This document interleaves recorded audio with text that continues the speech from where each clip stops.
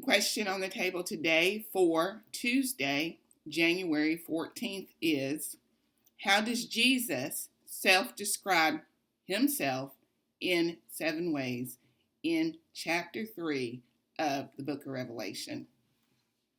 How does he describe himself? This is Sonia McCullough Lockridge. Welcome to the Bible Study Studio. It is my joy to come to you in this fashion. Now, getting to our question of the hour or of the day, how does Jesus self-describe himself? Yesterday, we read through the entirety of the message to the Church of Philadelphia in the New American Standard Bible. We read through it.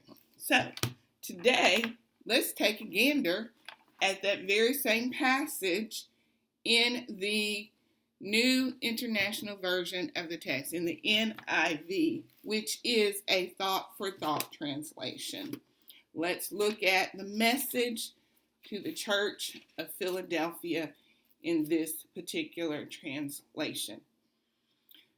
And it reads, "To the angel of the church in Philadelphia write, these are the words of him who is holy and true, who holds the key of David. What he opens, no one can shut. And what he shuts, no one can open.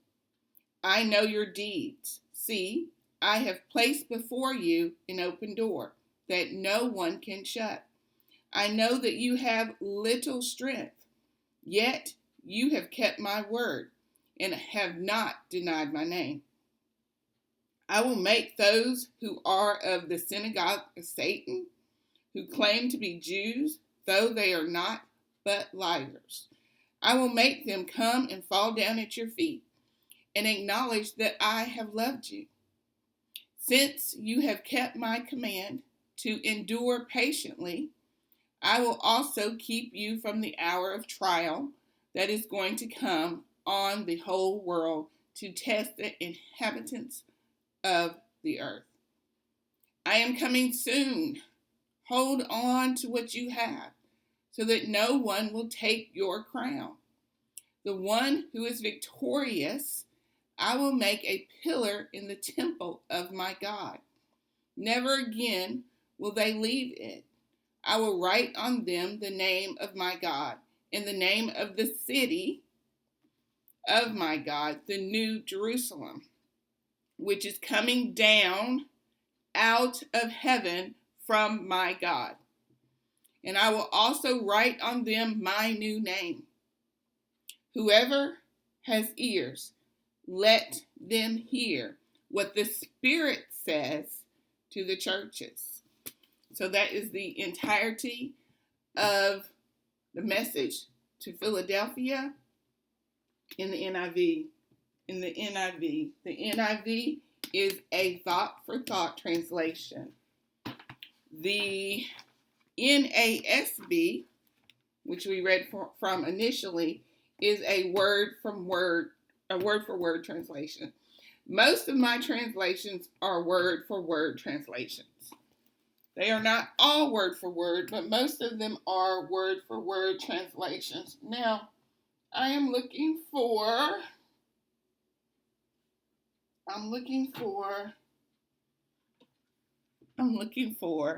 the NLT, the New Living Translation. There's nothing in that cup. It's an empty cup.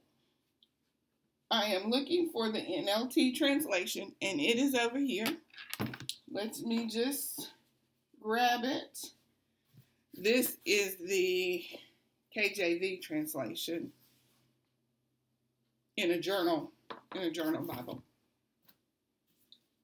Then we have let's look at this passage in the ESV as well, the ESV translation, which this is also a journaling Bible. So let's look at it in the ESV translation of the text. I have a light here that's plugged in but not on, so we're going to turn it on. Okay.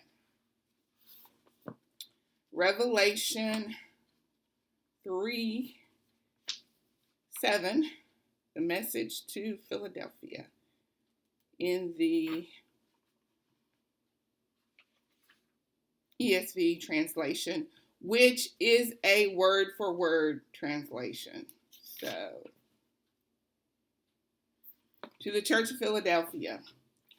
And to the angel of the Church of Philadelphia write, the words of the Holy One, the true One, who has the key of David, who opens and no one will shut, who shuts and no one opens. I know your works. Behold, I have set before you an open door, which no one is able to shut. I know you have but little power, and yet you have kept my word, and have not denied my name. Behold, I will make those of the synagogue of Satan, who say they are Jews, and are not, but lie. Behold, I will make them come and bow down before your feet, and they will learn that I have loved you, because you have kept my word about patient endurance. I will keep you from the hour of trial that is coming on the whole world to try those who dwell on the earth. I am coming soon. Hold fast what you have, so that no one may seize your crown. The one who conquers, I will make him a pillar in the temple of my God. Never shall he go out of it, and I will write on him the name of my God, and the name of the city of my God, the New Jerusalem, which comes down from my God out of heaven, and my own new name. He who has an ear, let him hear what the Spirit says to the churches. So that is the ESV version of the text. In the ESV, like I said once before, is a word-for-word translation. So we've read from two word-for-word translations, which are the NASB and the ESV, and we read from one thought-for-thought translation, which is the NIV. So let's just round this reading out with a New Living Translation of the text. A New Living Translation of the text. This is one of my favorite Bibles because it is the Africa Study Bible. So let's look at Revelation. This is an awesome Bible. I just love it. It has so many helps in it. So many helps. Revelation 3.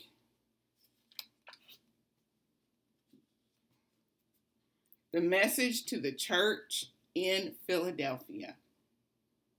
Write this letter to the angel of the church in Philadelphia. This is the message from the one who is holy and true, the one who has the key of David. What he opens, no one can close, and what he closes, no one can open. I know all the things you do, and I have opened a door for you that no one can close. You have little strength, yet you have obeyed my word and did not deny me. Look, I will force those who belong to Satan's synagogue, those liars who say they are Jews but are not, to come and bow down at your feet. They will acknowledge that you are the ones I love, because you have obeyed my command to persevere. I will protect you from the great time of testing that will come upon the whole world, to test those who belong to this world. I am coming soon. Hold on to what you have, so that no one will take away your crown. All who are victorious will become pillars in the temple of my God, and they will never have to leave it. And I will write on them the name of my God, and they will be citizens in the city of my God, the New Jerusalem that comes down from heaven from my God. And I will also write on them my new name. Anyone with ears to hear, must listen to the Spirit and understand what he is saying to the churches.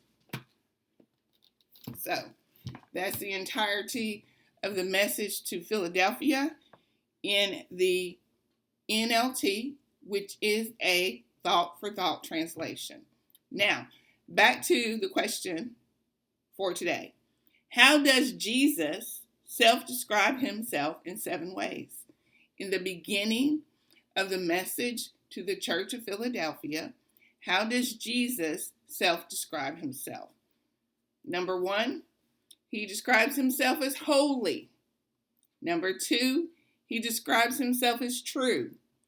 Number 3, he describes himself as the one who has the key.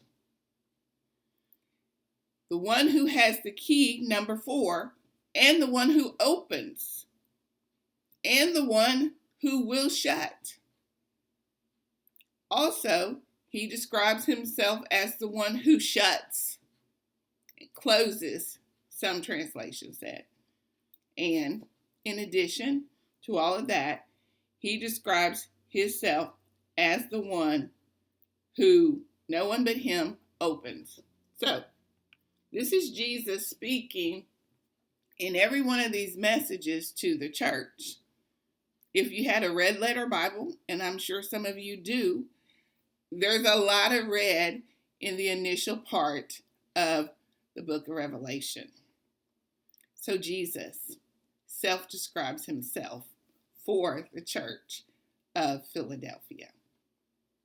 Tomorrow, or the next time we have a video, which hopefully and prayerfully will be tomorrow, we will look at the next verse, which I believe is verse 8, because today we just looked at verse 7. Wrinkled up one of my Bibles over here. Let me fix it. I don't like that.